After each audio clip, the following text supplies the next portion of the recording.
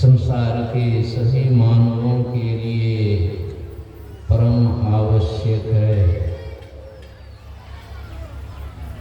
क्योंकि मानव का जीवन बड़ा ही अनमोल है।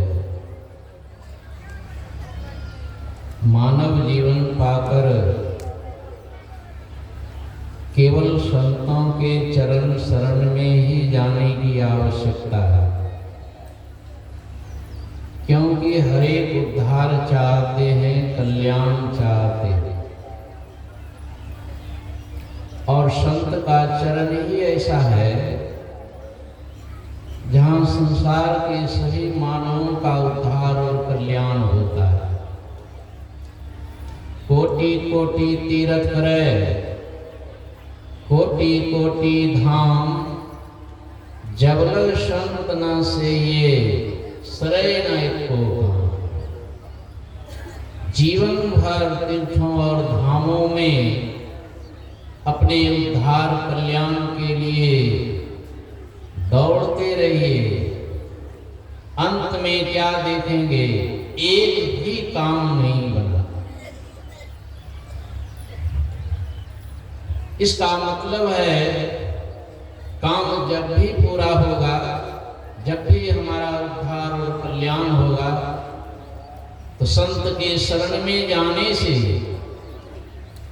संत शरण जो जन गए सो जन धर्म हारा, संत निंदा नानका बहुरी बहुरी अवतारा। नानक साहब कहते हैं, संतों के चरण शरण में जो भी चले जाते हैं सबका उद्धार हो जाता। फिर भी लोग इस संसार में दुष्टों के शरण जाते हैं, पापियों के शरण में जाते हैं, जुआड़ियों के शरण में जाते हैं, शराबियों के शरण में जाते हैं, संत के शरण में नहीं आते हैं, बल्कि दूर से उनकी निंदा भी करते हैं। उनकी दुर्दशा क्या होगी? संत निंदा नान का बहुरे बहुरे अवतारा। उनको बारंबार जो है इस संसार में आवागमन के चक्र में 84 लाख दुनियाओं में भटकना पड़े। इसलिए मनुष्य शरीर मिला है, हमें सावधान होना चाहिए। सावधानी हटी और दुर्घटना घटी।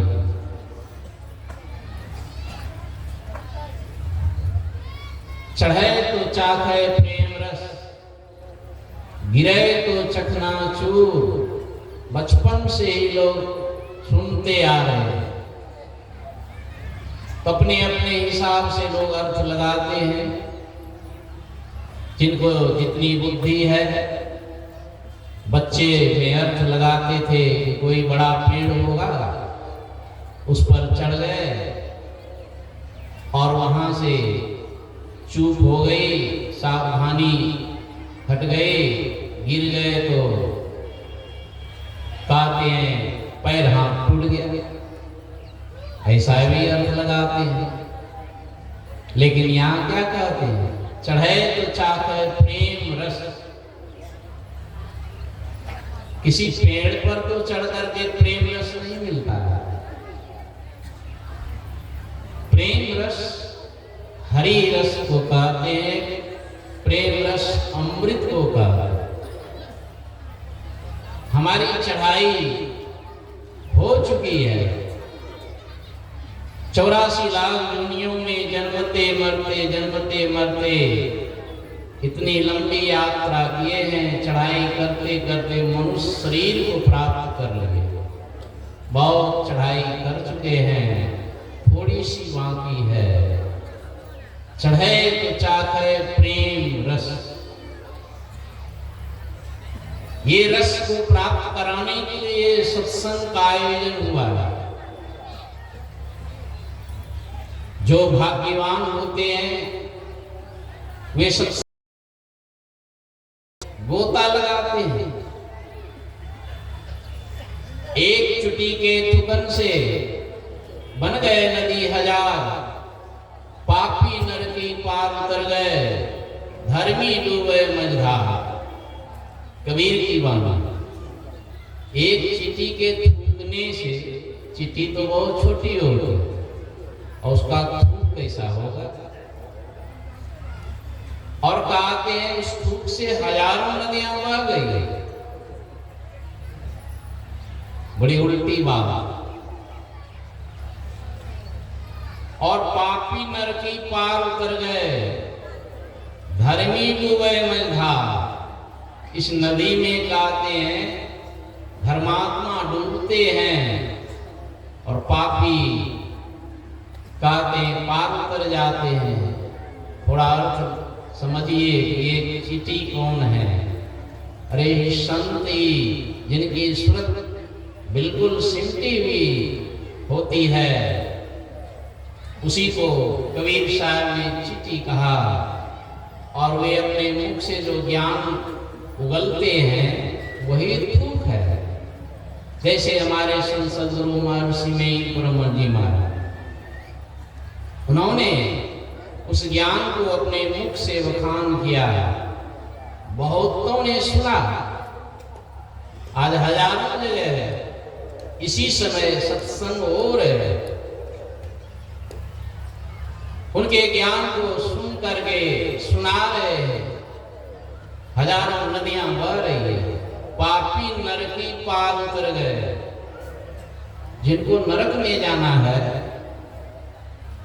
जो पापी हैं, देख लिया, जान लिया कि यहाँ सत्संग हो रहा है, फिर भी सत्संग सुनने का मन नहीं है।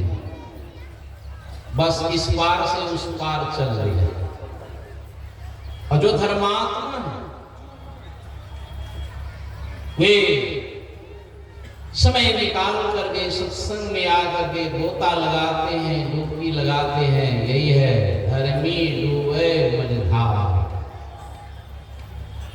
और वे संतों के गहन ज्ञान को, सूक्ष्म ज्ञान को सुनते सुनते, क्योंकि जिन ढूंढा तिन पाइया, गहरे पानी पैठ, मैं बोरा डूबन डरी, रही किनारे पे। बहुत लोग सत्संग में आते हैं जाते, वर्षों से आते जाते। मैं 1996 ईस्वी में संत शिशुसुर जी महाराज के संग में था। मुझे रखे थे कि कुछ समय, कुछ महीने हमारे साथ। एक दिन बोलने लगे, और उस समय अखिल भारतीय महाधिवेशन वगैरह में 1200 1300 लोग दीक्षा ले लेते थे। पूछे कि कितने लोग दीक्षित होते? मैंने कहा कि इतने लोग दीक्षित हो जाते। बल्कि हे रे आज कल जो दीक्षा ले छो ने 3 कोनों पर ये रहे दीक्षा ले लिए, लेकिन कोई विकास, अरे प्रति जमीन पर बढ़िया बीज कोई डाल दे, वहां क्या उगेगा? कुछ नहीं होगा। 1996 ईस्वी की बात, बड़ी कड़ाई थी उस समय। कोई खैनी खाने वाले दीक्षा नहीं ले सकते। 6 महीने मांस मछली जो छोड़े हुए होते हैं, सत्संग करते, इस तरह कोई गारंटर बनते थे तब दीक्षा मिलती थी। पता नहीं अब क्या होगा, कितने परसेंट जो है प्रति ही रहते। मैं तो कहता हूँ 100 में से 1 भी यदि इस ज्ञान को सीख ले, समझ ले, 100 को दीक्षा लेते हैं, तो एक ही व्यक्ति यदि संत मत के ज्ञान को अच्छी तरह गहराई में जाना, जिन डोड़ा तिन पाइया, गहरे पानी पे, मैं बौरा डूबन डरी, रही किनारे। बौरा जो है डूबने के डर से वो किनारे रहते हैं। सत्संग में आते हैं जाते हैं, उनसे पूछिए इतने वर्षों से सत्संग में आ रहे जा रहे हैं, क्या आपका आसन सिद्ध हुआ? गहराई में जाने के लिए तो अंदर का सत्संग करना पड़ेगा, एक आसन से देर तक बैठना पड़ेगा। संत सद्गुरु महर्षि में परम जी महाराज ने सत्संग योग चतुर्थ भाग में लिखते हैं, एक आसन से देर तक बैठे बगैर ध्यानाभ्यास नहीं हो सकता है। आंख बंद कर लेंगे ध्यान हो जाएगा। कहते ध्यान तो दिल्ली दूर की बात है, ध्यानाभ्यास भी उनसे नहीं हो सकता है जो एक आसन से देर तक नहीं बैठ सकते। आसन दृढ़, आहार दृढ़, भजन नेम दृढ़ हो तो प्राणी कछु पावे। वो गहराई में जाते हैं जिनके आसन सिद्ध हो जाते हैं, आहार विहार इनका शुद्ध हो जाता है, और वृत्ति जब अंतर्मुख हो जाते हैं, दोनों दृष्टि की धारें जब अंदर में स्थिर हो जाती है, वे पिंड से ब्रह्मांड में चढ़ाई कर लेते हैं। यही है चढ़े तो चाकर प्रेम रस। यदि दृष्टि स्थिर नहीं हुई, अंधकार में ही रह गए, देख तो अंधेरी कोठरी, तामे दिया न पाती हो, अब बैया पकड़ी जब ले चले, कोई संग न साथी। इस अंधेरी नगरी में आपका यदि शरीर छूट गया, यही विशेष हानि की बात है। वे भटक जाते हैं। 184 भरमी के पाँव पे अटके आए, अब की पासा ना पड़ा तो फिर 84।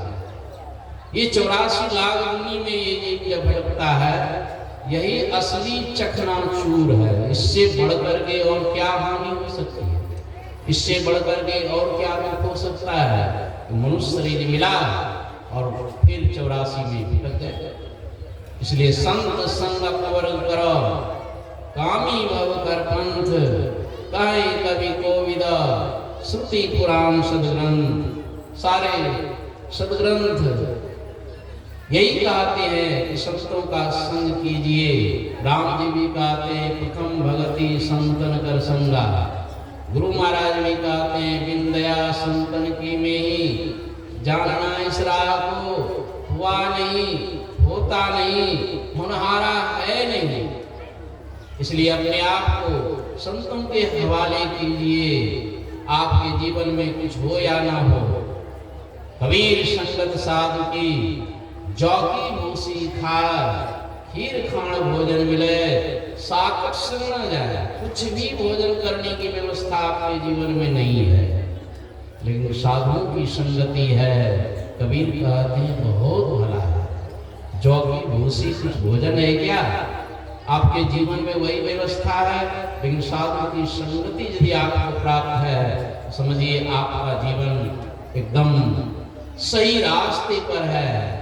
खीर खाण भोजन मिले, रोज जो है 1 किलो सोना कमाते हैं, लेकिन साधु की संगति नहीं है, तो कहते हैं आपका किसी तरह भला होने वाला नहीं है। बोलिए श्री सद्गुरु महाराज की जय। श्री सद्गुरु महाराज की जय। अब हमारे बीच हैं पूज्य स्वामी भैरियानंद जी महाराज, व्यवस्थापक महर्षि में ही आश्रम मणियारपुर। इनके चरणों में प्रार्थना है हम भक्तों को प्रतिपाद विषय पर